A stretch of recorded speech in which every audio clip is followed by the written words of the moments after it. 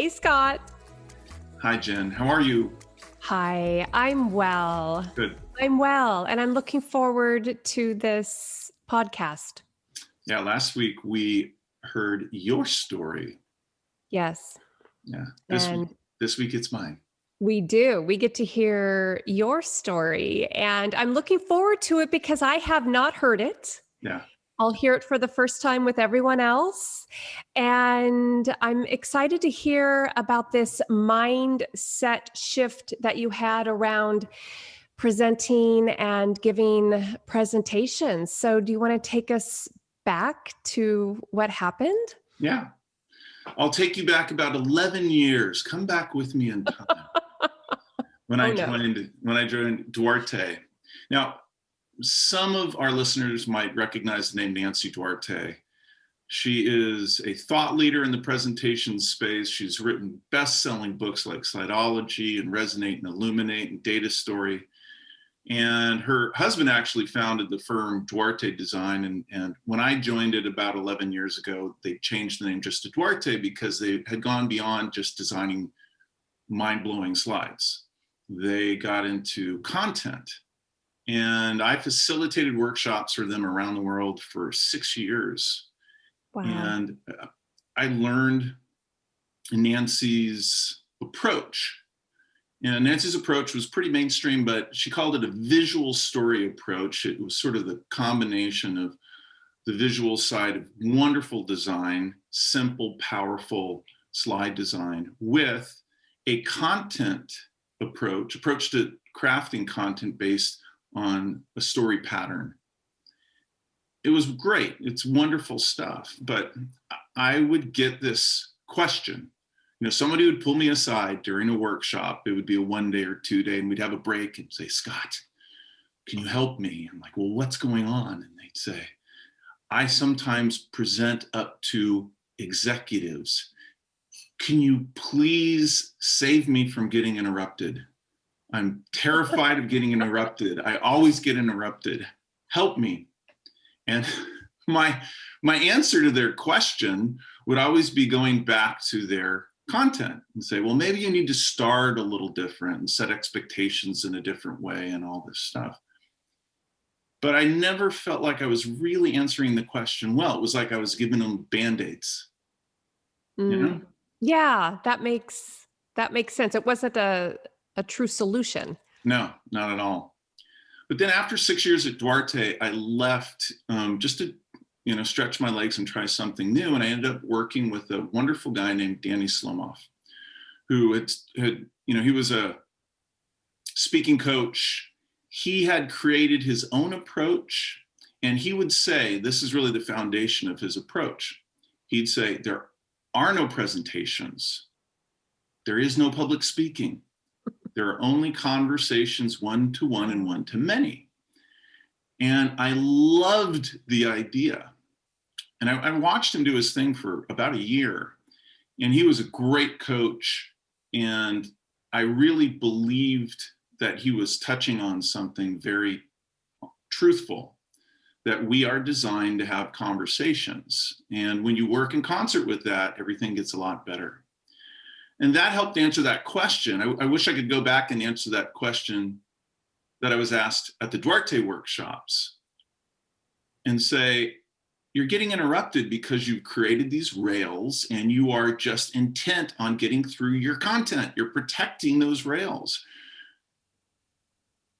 It's a conversation that you're having. So getting interrupted goes away.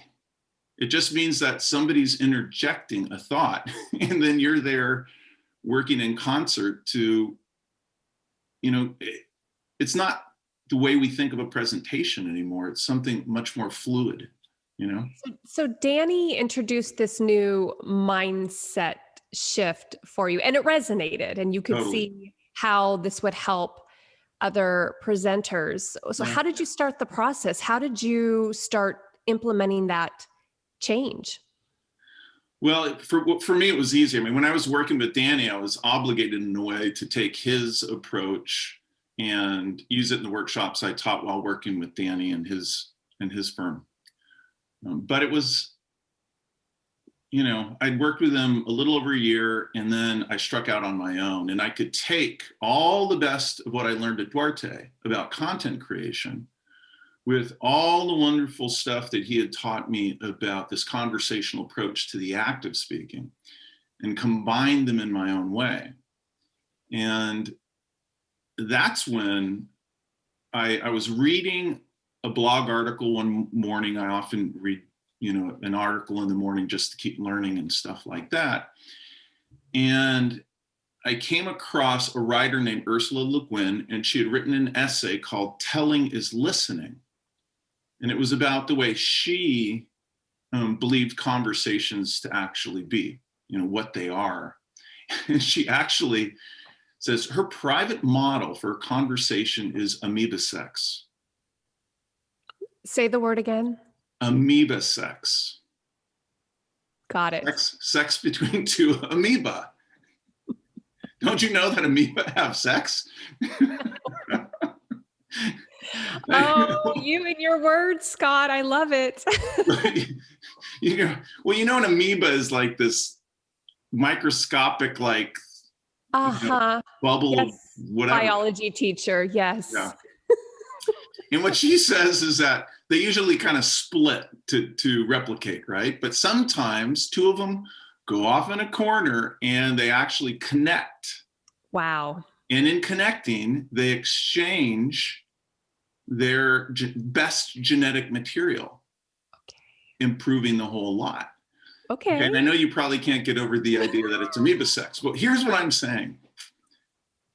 What I learned from Le Guin's writing was that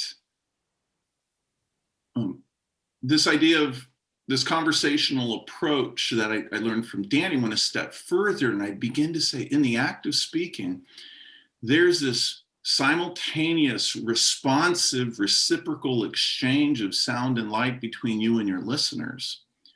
It is a far cry from the traditional way that I used to think of presentations, which was make a script, great slides, very well designed, simple slides, but make a slide progression. And if you've done your audience analysis well enough, then when you get to the presentation, it's time to pretty much recite it all back like a recording, and everything's going to be great. And then you have your rails.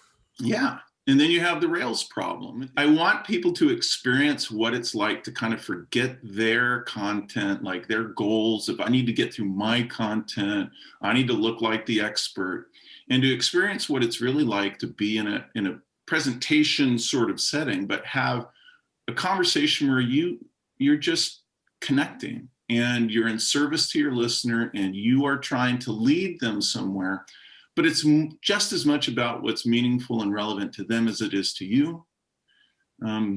It's a wonderful experience, I think. And I don't think you can, and that was the big kind of moment for me, where I started seeing presentations not in the mechanical sort of, I'm the source of information and I'm transferring it to my listener, but more in, my listener and I are kind of co-creating something together. Even if I'm doing all the talking, I'm letting them affect me and interact me just through the way they move. So it's more, instead of being transactional, it's more conversational. Right. Yeah. Yeah. Well, Scott, for someone listening right now and they are resonating with what you are saying, what is a first step for them to start implementing this different mindset? Oh God. Ricky. It's a great question. The first step.